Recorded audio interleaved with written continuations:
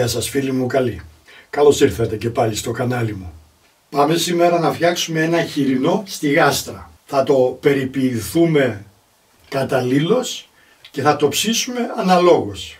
Ξεκινάμε. Πρώτα απ' όλα θα φτιάξουμε το μείγμα μπαχαρικών. Το μείγμα μπαχαρικών αποτελείται πάπρικα γλυκιά, 2 κουταλιές της σούπας, 1 κουταλάκι του γλυκού πάπρικα καπνιστή, 1 κουταλάκι του γλυκού τζίντζερ, 1 κουταλάκι του γλυκού κρεμμύδι σε σκόνη, 1 κουταλάκι του γλυκού ρίγανη, 1 κουταλάκι του γλυκού θρούμπι, 1 κουταλάκι του γλυκού κόλιανδρο, 1 κουταλάκι του γλυκού σκόρδο σε σκόνη, 1 κουταλάκι του γλυκού πιπέρι μαύρο φρεσκοαλεσμένο, 1 κουταλάκι του γλυκού ξερό θυμάρι και 1 κουταλάκι του γλυκού πιπέρι καγέν. Για να δώσουμε στο χοιρινό και λίγο την αίσθηση του καπνιστού και τη γεύση φυσικά, θα αντικαταστήσω ένα μέρος του αλατιού με αλάτι καπνιστό. Θα χρειαστώ περίπου 2 κουταλιές της σούπας μουστάρδα και 2 κουταλάκια του γλυκού μέλι. Πάμε στην εκτέλεση. Θα αναμίξουμε καλά τα μπαχαρικά μας.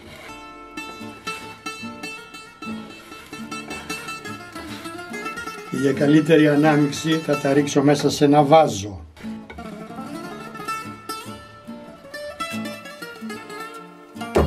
Θα ανακατέψω το μέλι με τη μουστάρδα.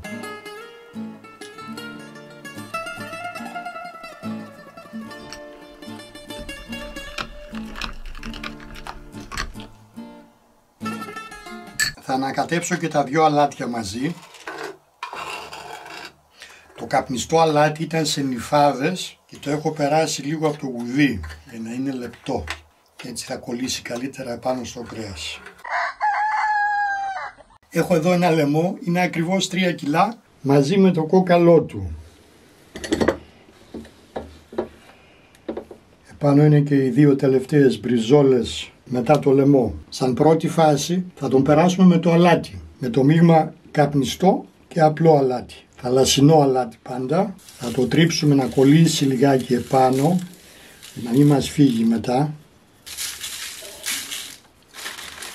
Η αναλογία του αλατιού που χρησιμοποιώ εγώ σε κρέας είναι 18 γραμμάρια ανά κιλό κρέατος. Εσείς θα βάλετε όσο νομίζετε.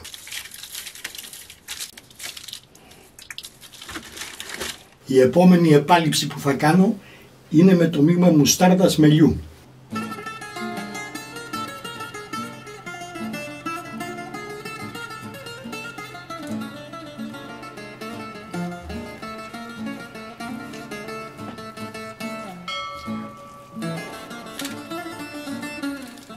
Θα το περάσουμε από πάνω ομοιόμορφα, γύρω γύρω.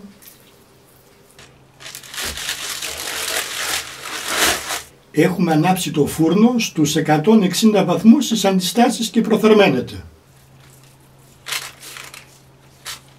Τα υλικά της συνταγής και κάθε άλλη συνταγής θα τα βρείτε όπως πάντα στην ιστοσελίδα μου papoustassos.com. Περάστε μια βόλτα και από εκεί. Επόμενη φάση, τα μπαχαρικά. Θα τα σκορπίσουμε ομοιόμορφα πάνω στο κρέας χρησιμοποιώντας όλο το μείγμα. Μη φοβάστε, το περιττό θα φύγει, θα πάει κάτω. Δεν το πειράζουμε τώρα, γιατί εάν τώρα το μαλάξουμε θα αρχίσει να κολλάει και να κάνει σβόλους η κόκκινη η πάπρικα. Αφήστε το έτσι όπως είναι. Από 3 πράσινα μήλα θα βγάλω τον πυρήνα και θα τα κόψω στη μέση. Θα καθαρίσω και 2 μεγάλα κρεμμύδια και θα τα κόψω κάθετα στο πάχος του μισού μήλου.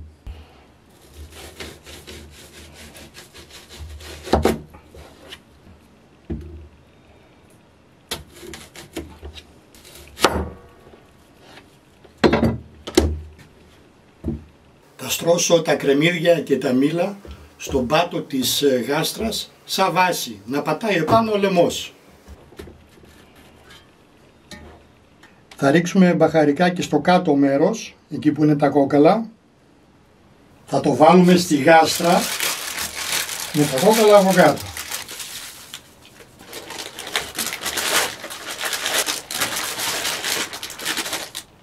Θα συμπληρώσουμε λίγα μπαχαρικά όπου έχουν φύγει. Θα ρίξω μέσα και ένα ποτήρι νερό, όχι καλά γεμάτο.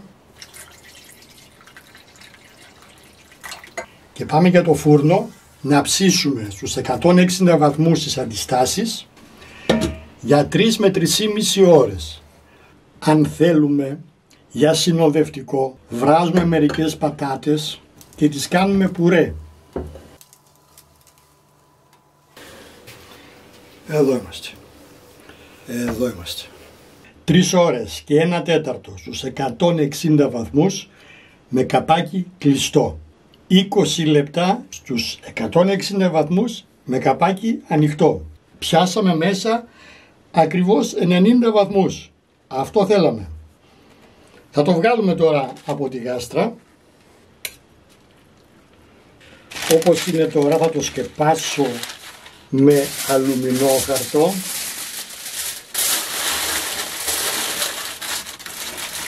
Και θα το αφήσω να ξεκουραστεί για ακριβώς μισή ώρα. Θα στραγγίσουμε το ζωμό.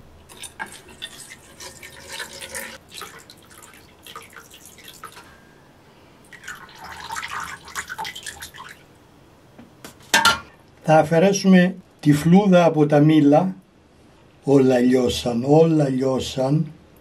Τα κρεμμύδια και τα μήλα θα τα περάσω και αυτά από την πρέσα σε πουρέ.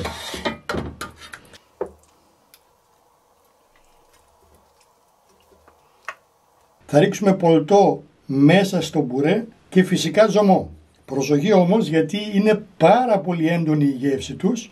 Θα ρίχνετε λίγο ώσπου να το φέρετε εκεί που θέλετε.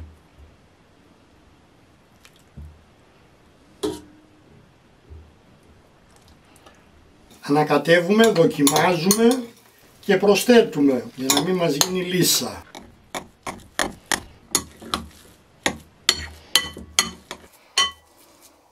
Ξεκουράστηκε για ακριβώς 30 λεπτά. Πάμε να τα ανοίξουμε.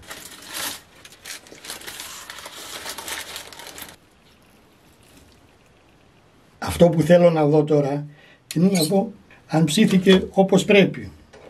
Θα το δούμε εδώ τώρα στα κόκαλα. Οπ.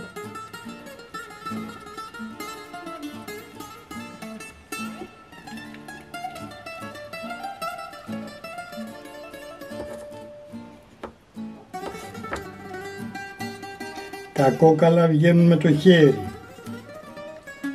Έτσι. Αυτό δεν είναι χοιρινό γάστρας. Αυτό είναι pulled pork.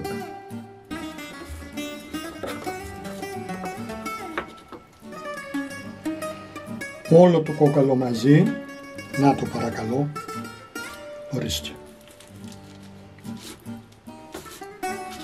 Για να δούμε, έγινε στα αλήθεια pulled pork.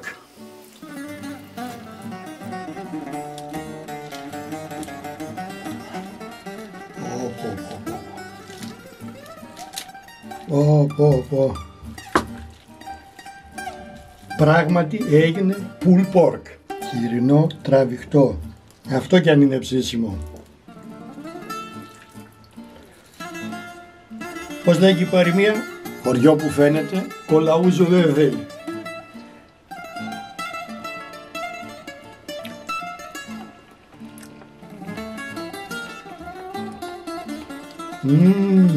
Δεν περίμενα τόσο γρήγορα να βγάλω pulled pork.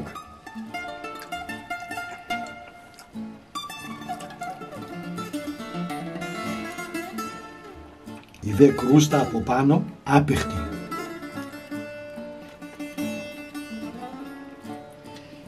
Καλά, το μπουρέ δεν το δοκιμάζω τώρα, το δοκίμασα ήδη πριν. Είναι τέλειος, είναι φανταστικός.